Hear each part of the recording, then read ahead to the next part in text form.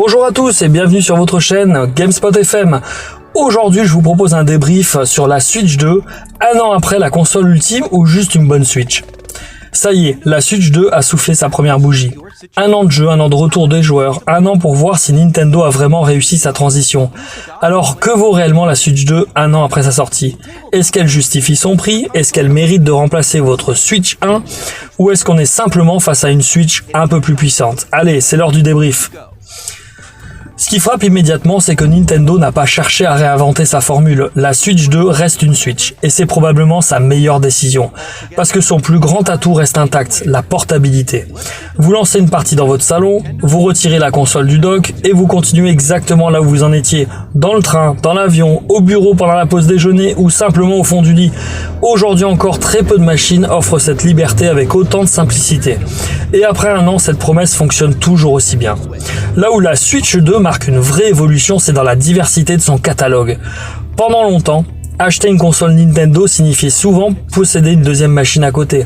Une PlayStation, une Xbox, un PC. La Switch servait surtout aux exclus Nintendo. Aujourd'hui, ce n'est plus forcément le cas. La Switch 2 rassemble 3 univers sur une seule machine. D'abord les exclus Nintendo, Mario, Zelda, Pokémon, des licences qui font vendre des consoles depuis des décennies. Ensuite, les jeux indépendants, qui trouvent sur le format portable un terrain de jeu idéal. Et enfin, les éditeurs tiers, de plus en plus présents, grâce à la puissance supplémentaire de la machine. Résultat, vous pouvez passer d'un blockbuster à un jeu indépendant, puis à une exclue Nintendo sans jamais changer de console. Et ça, c'est probablement sa plus grande force. Maintenant, soyons honnêtes, après un an, la Switch 2 est encore en train de construire sa propre identité.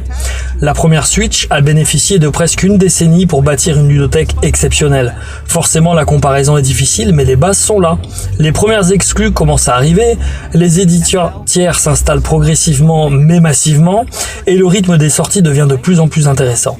La question n'est donc plus de savoir si la Switch 2 aura un grand catalogue, mais plutôt quand elle atteindra son plein potentiel. S'il y a un domaine où Nintendo a particulièrement bien joué son coup, c'est la rétrocompatibilité. Parce qu'en passant à la Switch 2, vous ne perdez pas du tout ce que vous avez construit depuis 2017. Vos jeux Switch 1 vous suivent. Votre bibliothèque garde sa valeur et la transition entre les deux générations devient beaucoup plus naturelle. C'est un détail qui change tout. Parce qu'au lieu d'attendre plusieurs années avant qu'une nouvelle console se constitue un catalogue solide, la Switch 2 démarre déjà avec des milliers de jeux potentiels. Et franchement, c'est difficile de faire mieux pour rassurer les joueurs. Alors est-ce qu'elle est parfaite cette Switch 2? Bon, évidemment non. Le prix reste un sujet sensible. Certains choix de Nintendo divisent encore la communauté et tout le monde n'a pas forcément besoin d'abandonner sa Switch 1 immédiatement. Si vous jouez occasionnellement et que vous avez encore des dizaines de jeux à terminer, attendre reste totalement logique. Mais après un an, une chose devient claire. La proposition de la Switch 2 est cohérente. Ce n'est pas la console la plus puissante du marché, ce n'est pas la moins chère, mais c'est peut-être, et c'est même sûrement, la plus polyvalente. Ma conclusion. Au final, un an après sa sortie, la Switch 2 réussit quelque chose d'assez rare. Elle améliore presque tout ce qui faisait la force de la première Switch. Sans trahir son identité. Elle permet toujours de jouer partout, elle donne accès aux exclusivités Nintendo, elle accueille davantage de jeux indépendants et de productions d'éditeurs tiers, et grâce à la rétrocompatibilité, elle valorise les années d'investissement des joueurs Switch. Alors non, elle n'est peut-être pas indispensable pour tout le monde aujourd'hui, mais elle ressemble déjà à ce que la Switch originale était devenue à la fin de sa vie. Une console capable de répondre à presque toutes les envies de jeu.